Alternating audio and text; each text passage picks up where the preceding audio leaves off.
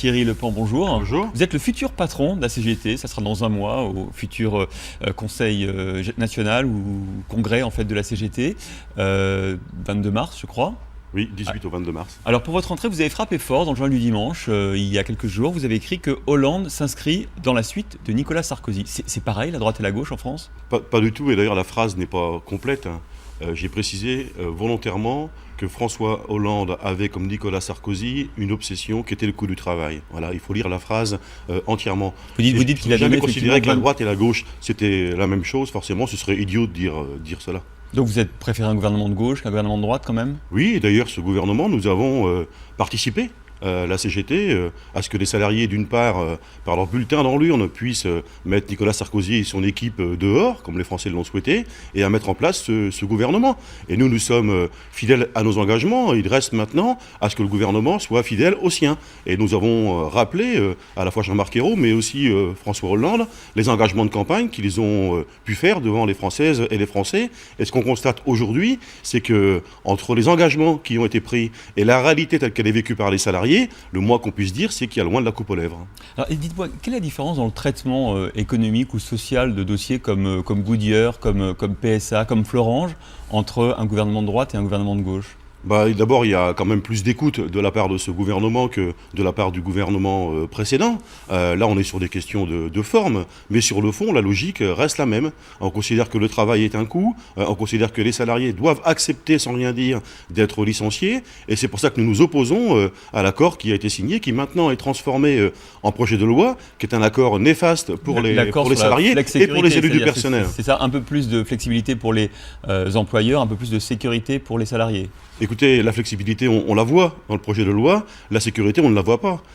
Aujourd'hui, je vous donne juste un exemple. Les salariés qui vont devoir être mutés à 100 km de leur lieu de travail, s'ils refusent, ils seront licenciés pour motif personnel et non plus pour motif économique. C'est 100 km dans l'accord? C'est 100 km dans l'accord. Bon. Ça veut dire que je suis salarié, le site ferme, mais l'entreprise me propose d'aller travailler à 100 km, je ne peux pas refuser, sinon je suis licencié. C'est où vous acceptez, ou vous êtes licencié pour motif personnel. Bon. Alors qu'une restructuration, ça ne correspond jamais à un motif personnel, mais à une expression volontaire de la part de l'entreprise. Un autre exemple, si vous me le permettez. Aujourd'hui, un salarié, il peut faire valoir ses droits devant le Conseil des prud'hommes 5 années après avoir quitté son entreprise. Demain, ce sera 3 ans. Si je peux me permettre une comparaison, un bailleur aujourd'hui qui loue son appartement à un locataire, le locataire ou le bailleur peut 5 années après demander à ce que le loyer soit payé. Pour les salariés aujourd'hui, c'est de ramener de 5 ans à 3 ans. Et tout au long du projet de loi... Tout au long du projet de loi, le diable se cache dans les détails. On nous vend un accord de sécurisation de l'emploi, c'est la formule utilisée. Dans les faits, c'est un accord qui vise à pressurer les salariés et à développer la précarité. Là, vous nous avez donné 2 exemples d'avantages pour les employeurs. J'imagine qu'en face, il y a aussi des avantages pour les salariés dans cet accord, non ? On ne les voit pas. Le problème, c'est celui-là, c'est qu'on ne les voit pas. Et que tout ce qu'on nous dit, c'est qu'il va y avoir peut-être, plus tard, des négociations sur des questions qui peuvent paraître comme étant des avantages pour les salariés. Mais même dans les avantages pour les salariés, je vous donne un exemple. On nous a beaucoup parlé de la mutuelle pour tous.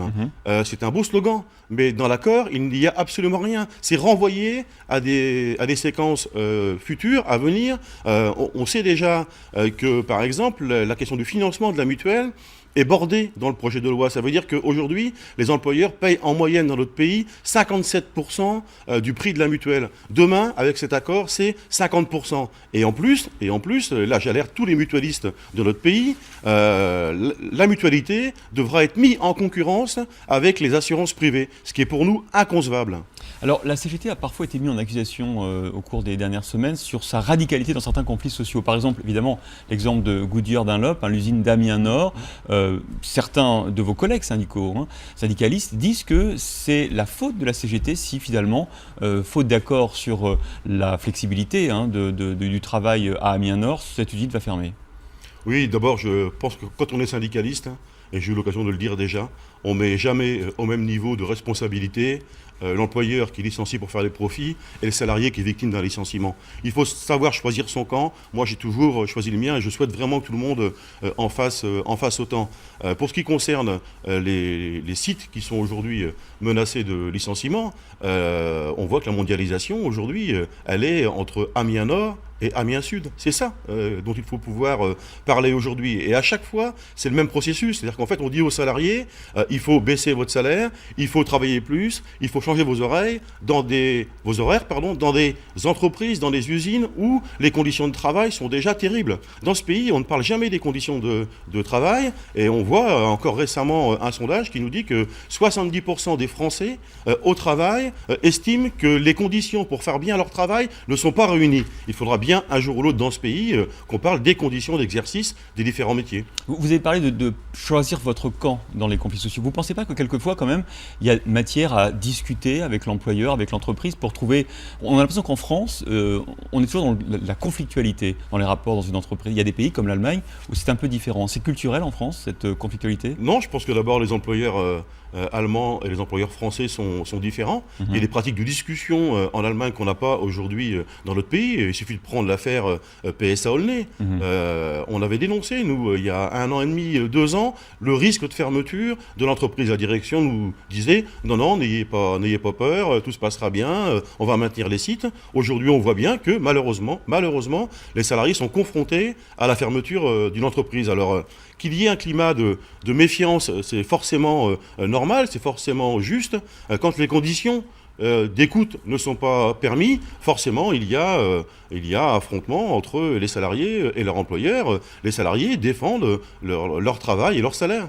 Alors PSA, Renault aussi est confronté à des difficultés. Carlos Ghosn a annoncé hier qu'il allait reporter une version d'une partie de son salaire à 2017 s'il remplissait finalement les conditions du pacte qu'il vous propose. C'est un geste intéressant, suffisant, insuffisant ? C'est un geste de communication, comme tout ce que fait le PDG de Renault aujourd'hui. Bon, quand on voit le montant de ses rémunérations, je crois qu'il y a presque un côté provocation, un côté indécent. Bon, la question, c'est pas uniquement le salaire du PDG, même si nous estimons que il faut avancer vers le salaire maximum pour les présidents directeurs généraux des grands groupes industriels, notamment là où l'État est actionnaire. Que vous fixeriez à combien ? Je sais pas, il faut être raisonnable. On peut dire entre le salaire moyen dans l'entreprise et le salaire du PDG, on peut estimer que 1 à 5, 1 à 7, bon voilà, il y a une fourchette. Bon, mais quand on voit qu'aujourd'hui la différence entre le salaire d'un PDG et le salaire d'un salarié, c'est environ 200, 300, 400 fois le salaire moyen. Il n'y a pas un homme qui, dans ce pays, compte tenu de la crise à laquelle nous sommes confrontés, mérite de gagner autant, de cumuler les emplois, de cumuler les salaires, et à tout cela s'ajoute l'ensemble des primes dont il bénéficie. Une dernière question, dans l'Éducation nationale, vous êtes associé à un appel à nouveau à un mot d'ordre de grève pour les enseignants. Est-ce qu'on ne met pas d'abord en priorité finalement le temps de travail, le reste du travail des enseignants plutôt que celui des élèves ? Écoutez, ça fait partie des discussions qu'il devrait y avoir dans ce pays. Là aussi, on nous a annoncé une réforme, sans même qu'il y ait vraiment de discussion entre les enseignants, les familles, les municipalités qui vont devoir mettre la main à la poche pour financer tout ce qui est péri. Ils auront un fonds d'aide, vous le savez. Ils auront un fonds d'aide, mais on sait que le fonds d'aide ne couvre jamais l'ensemble des frais. Donc il y a un problème d'éducation, de formation dans ce pays. Ça devait être la priorité de ce gouvernement. J'ai rappelé encore il y a quelques jours que les enseignants ont perdu 13% de leur salaire en 10 ans. Voilà. Alors donc il est temps aussi de revaloriser la profession d'enseignant, et ça passe par une juste rémunération de leur travail. Merci Thierry Lepant, futur secrétaire général de la CGT le 22 mars, d'avoir été avec nous sur LCI ce matin. Merci.